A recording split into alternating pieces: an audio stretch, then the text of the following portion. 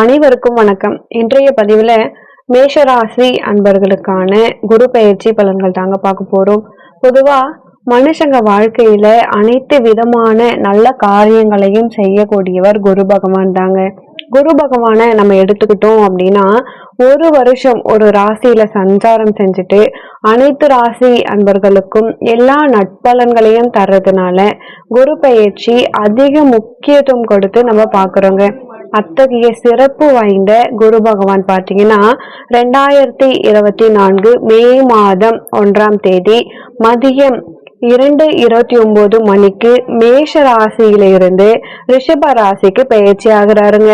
அப்போ மேஷராசி அன்பர்களுக்கு இந்த குரு பெயர்ச்சி எப்படி இருக்க போகுது அப்படின்னு பார்த்தோம்னா, உங்களுடைய ராசிக்கு ராசியிலேயே கடந்த ஒரு வருஷ காலமாக குரு பகவான் மேஷ ராசியில ஜென்ம குருவா சஞ்சாரம் செஞ்சுட்டு வந்திருந்தாருங்க.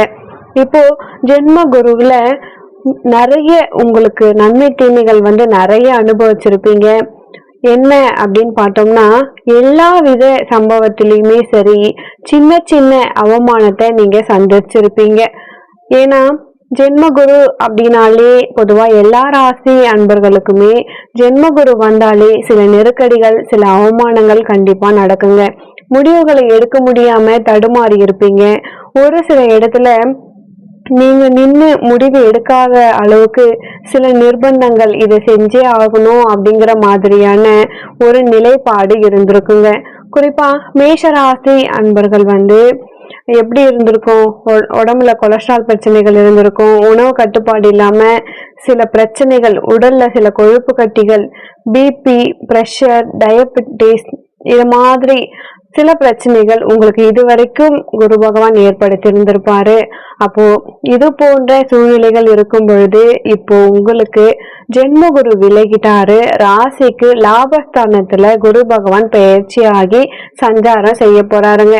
அப்போ உங்களுக்கு மேஷராசி அன்பர்களுக்கு நிறைய நல்ல பலன்கள் இந்த 2024 காத்துக்கிட்டு இருக்கு அப்படின்னே சொல்லலாங்க.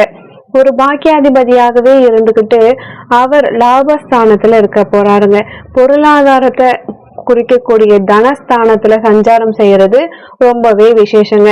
மேலும் உங்களுடைய ராசிநாதனான செவ்வாய்க்கு மிக நெருங்கிய நண்பராகவும், அதே நேரத்துல பாத்தீங்கன்னா 9, 12ஆம் பாவத்துக்கு அதிபதியாக வர காரணத்தால நிறைய நற்பலன்கள் இந்த குரு பெயர்ச்சியில உங்களுக்கு காத்துட்டு இருக்குன்னே சொல்லலாங்க. ராசிக்கு தனஸ்தானத்துல இருக்கின்ற காரணத்தால குடும்பத்துல சுப நிகழ்ச்சிகள் நடக்க போகுதுங்க. சுப நிகழ்ச்சிகள் நடக்காம இதுவரைக்கும் தடைப்பட்டுக்கிட்டே இருந்துச்சு அப்படின்னா இதற்கு பிறகு சுப நிகழ்ச்சிகள் நடக்க போகுதுங்க. அதே நேரத்துல உங்களுக்கு பொருளாதாரம் மிக அற்புதமாக இருக்க போகுது. இந்த 2024 பொறுத்த வரைக்கும் லாபஸ்தானத்துல குரு பகவான், பொருளாதாரத்தை குறிக்கக்கூடிய கிரகமே குரு பகவான் தாங்க. அப்போ நீங்க வாழ்க்கையில இதுவரைக்கும் பார்க்காத மிக பெரிய பெரும் பணத்தை இந்த 2024 நீங்க பார்க்க போறீங்க அப்படின்னே சொல்லலாங்க. உங்களுடைய ராசிக்கு தனஸ்தானமாக சுக்கிரனுடைய வீடு வருகிறது. சுக்கிரனோட வீட்டுல குரு பகவான் இருக்கிறாருங்க. அப்போ சுக்கிரன் அப்படிங்கிறது அசுரகுரு, குரு அப்படிங்கிறது தேவகுரு. அப்போ பாத்தீங்கன்னா உங்களுக்கு நல்ல, அதாவது ஆடம்பர செலவுகளை ஏற்பட போகுதுங்க. நிறைய ஆடம்பர செலவுகள் நீங்க இந்த ஆண்டு செய்ய போறீங்க. அதாவது கைக்கு மீறி காசு விரயமாக போகுது.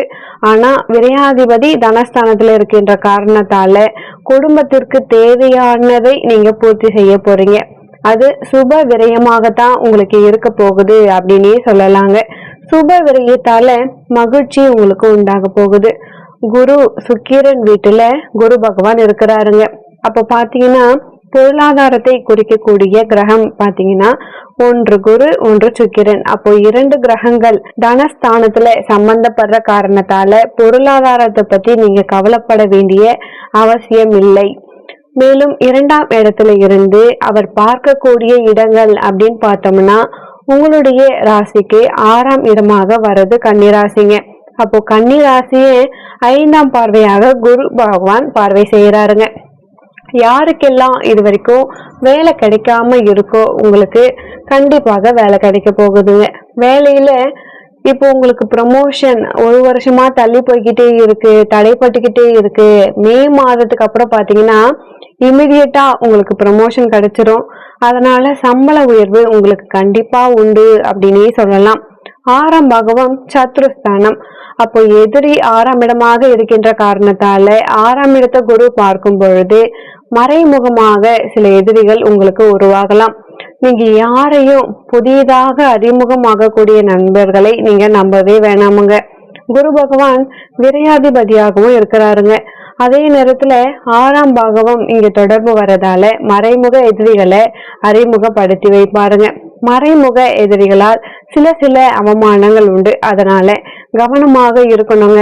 குறிப்பா குரு பகவான் பொருளாதாரத்தை குறிக்கக்கூடிய ஒரு கிரகம். அப்போ பணம் கொடுக்கல் வாங்கல சில சிக்கல்களை ஏற்படுத்துவாருங்க. ஏன்னா இங்க 6ஆம் இடம் தொடர்பாகுதுங்க. அதனால நீங்க கொஞ்சம் கவனமா இருக்கணும் அப்படின்னே சொல்லலாங்க. மேஷராசி அன்பர்களுக்கு பொறுத்த வரைக்கும் நீண்ட கால நோய்க்கு ஒரு சிறந்த மருத்துவம் உங்களுக்கு நிச்சயமா கிடைக்க போகுதுங்க இந்த மே மாசத்துக்கு அப்புறம். ஏன்னா 6ஆம் இடத்தை குரு பார்க்கும் பொழுது ஒரு நல்ல ஒரு மருத்துவ உதவி உங்களுக்கு நிச்சயமாக கிடைக்க போகுதுங்க. குரு பகவான் அவருடைய 7வது பார்வையாக உங்களுடைய ராசிக்கு 8ஆம் இடத்தை பார்க்கிறாருங்க. அப்போ உங்களுக்கு 8ஆம் இடம் அப்படிங்கிறது மறைவு ஸ்தானம். தீமைகளை தருவாரா அப்படின்னு கேட்டீங்கன்னா அப்படி இல்லைங்க. 8ஆம் இடம் உங்களுடைய பார்ட்னருக்கு தனஸ்தானமா இருக்க போகுது. பார்ட்னர் அப்படின்னா தொழில் பார்ட்னரும் எடுத்துக்கலாம், நீங்க லைஃப் பார்ட்னரையும் எடுத்துக்கலாங்க. அப்போ வாழ்க்கை துணை மூலமாக உங்களுக்கு வருமானம் உயர போகுது அப்படின்னே சொல்லலாங்க. ஏன்னா வாழ்க்கை துணையோட தனஸ்தானத்தை குரு பாக்குறாருங்க. ஒரு பார்வை நீங்க எடுத்துக்கிட்டீங்கன்னா 6ஆம் இடம் 8ஆம் இடத்தையும் பாக்குறாருங்க. அப்போ அந்த வகையில இந்த இடத்துல 6, 8 தொடர்பு இருக்கின்ற காரணத்தால நீங்க ஏதாவது கடன் எதிர்பார்த்து காத்துட்டு இருக்கீங்க அப்படின்னா, ஒரு வீடு கட்டுறதுக்கு, ஒரு தொழிலை நீங்க விரிவுபடுறதுக்காக நீங்க கடன் எதிர்பார்க்கறீங்கன்னா இந்த குரு பயிற்சிக்கு பிறகு பாத்தீங்கன்னா கை நீட்டுற இடத்துல உங்களுக்கு காசு கிடைக்க போகுது. கடன் மூலமாக உங்களுக்கு பொருளாதாரம் ஏற்பட போகுது அப்படின்னே சொல்லலாங்க. அதே நேரத்துல ஒரு கடனை அடைச்சிட்டு இன்னொரு புதிய கடனை நீங்க ஏற்படுத்துவீங்க. ஏன்னா குருவின் பார்வை ஒரு பாகவத்தை வளர்க்கும் அப்படின்னே சொல்லலாங்க. 6ஆம் இடத்தை சுப தன்மையோட பாக்குறாருங்க. சுக்கிரன் வீட்டுல இருந்து பாக்குறதால ஒரு கடனை அடைக்க வைக்கும். அதே நேரத்துல ஒரு புதிய கடனை உருவாக்கி விட்டுரும். ஏன்னா 6ஆம் பாகவத்தை குரு பகவான் வளர்க்கவே செய்யறாருங்க. குடும்பத்துல சொத்து பாக பிரிவினை, பங்காளி சண்டைகள் இதெல்லாம் நடந்துச்சுன்னா இந்த பெரிய தொந்தரவுகள் உங்களுக்கு விடுதலை கிடைக்க போகுது அப்படின்னே சொல்லலாம். ஆனா பிரச்சனை தொடர போகுது. கணவன் மனைவி ஒற்றுமைக்கு எதிரான பாவம் அப்படின்னா 6ஆம் பாவம். ஏன்னா 7ஆம் பாவத்துக்கு 6ஆம் பாகமும் 12ஆம் பாகமும் வரதால 6ஆம் பாகம் சத்ருஸ்தானம். அப்போ அந்த பாகவத்தை குரு பாக்குறாருங்க. அப்போ கணவன் மனைவியிடையே சண்டை சச்சரவுகள் இருந்துச்சு அப்படின்னா குரு அப்படிங்கிறது வீட்டுல இருக்கிற மூத்தவர்கள், பெரியவர்கள், அந்த பெரியவர்களால சரி செய்யப்படும் அப்படின்னே சொல்லலாங்க. யாரெல்லாம் உங்களுடைய குலத்தொழில், தந்தையின் தொழில் நீங்க செய்யறீங்க அப்படின்னா அந்த தொழில் மூலமாக நல்லதொரு அபரிவிதமான பொருளாதார வளர்ச்சி ஏற்படக்கூடிய காலம் இந்த 2024. ஏன்னா 9ஆம் பாக அதிபதி 2ஆம் இடமான தனஸ்தானத்துல இருக்கிறாருங்க. அப்போ உங்களுக்கு குலத்தொழில் சொந்த தொழிலாக செய்யும் பொழுது அந்த தொழில் உங்களுக்கு விருத்திய கொடுக்க போகுது அப்படின்னே சொல்லலாங்க. அடுத்து 9ஆம் பார்வையாக உங்களுடைய ராசிக்கு 10ஆம் இடமான தொழில் ஸ்தானத்தை குரு பகவான் பார்வையிடுறாருங்க. 2ஆம் இடத்துல இருந்து 10ஆம் இடத்தை பாக்குறாருங்க. அப்ப பாத்தீங்கன்னா உங்களுடைய தொழில ஒரு புதிய முதலீட நீங்க புகுத்தி தொழிலை அடுத்த கட்டத்துக்கு நீங்க எடுத்துட்டு போவீங்க அப்படின்னே சொல்லலாங்க. அப்போ தொழில் பாகவம் உங்களுக்கு விருத்தி ஆகுது அப்படின்னே சொல்லலாங்க. 9, 12ஆம் பாகம் வெளிநாடு. அப்போ மேஷராசி அன்பர்களுக்கு உங்கள் வேலை தொழில் நிமித்தமாக சிறிது காலம் நீங்கள் வெளிநாடு செல்லக்கூடிய அமைப்புகள் உண்டு அப்படின்னே சொல்லலாம். 2ஆம் இடம் நீங்க எப்படி பேசுறீங்க, உங்களுடைய சொல் இந்த சமுதாயத்துல எப்படி இருக்குது அப்படின்னு குறிக்கக்கூடிய இடம். அப்போ குரு அப்படிங்கிறது பெரும் மதிப்பு, கௌரவத்தை குறிக்கக்கூடிய ஒரு சிறப்பான கிரகம்.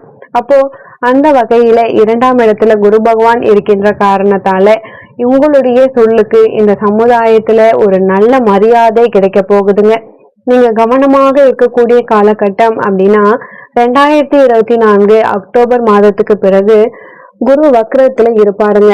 ஒரு 5 மாத காலம் வக்ர கதியில ரிஷப ராசியில பயணிப்பாருங்க. அப்போ அந்த வக்ர கதியில பயணிக்கக்கூடிய காலகட்டங்கள் பொருளாதார ரீதியாக நீங்க எடுக்கக்கூடிய முடிவுகள் தவறாக போகலாம். அதனால மிகவும் கவனமாக இருக்கக்கூடிய ஒரு காலகட்டம் 2024 அக்டோபர் மாசத்துல இருந்து ஒரு 5 மாசம். 2ஆம் இடம் குடும்பத்துல ஒரு புதிய நபர் வருகையை குறிக்குதுங்க. அப்போ நீண்ட நாட்களாக குழந்தை பேரு இல்லாதவர்களுக்கு குழந்தை வரன் கிடைக்கக்கூடிய அமைப்புகளும் உங்களுக்கு சாதகமாக இருக்குதுங்க. ஆக மொத்தத்துல இந்த 2024 குரு பயிற்சி உங்களுக்கு அற்புதமாக இருக்குது. பொருளாதார ரீதியாகவும் சரி, இதுவரை ஜென்ம குருவாக இருந்து ஏற்படுத்திய அனைத்து குழப்பங்களில் இருந்தும் நீங்க விடுபட போறீங்க. எல்லா நன்மைகளும் உங்களுக்கு இருக்க போகுது அப்படின்னு நம்ம சொல்லலாங்க. மற்றபடி இந்த கிரக நிலைகள் பொறுத்த வரைக்கும் உங்களுக்கு ரொம்பவே சிறப்பா இருக்கு அப்படின்னே சொல்லலாங்க. மேலும் உங்கள் வாழ்க்கையில் நீங்கள் சிறந்து விளங்க நானும் இறைவனை பிரார்த்திக்கிறேன். நன்றி.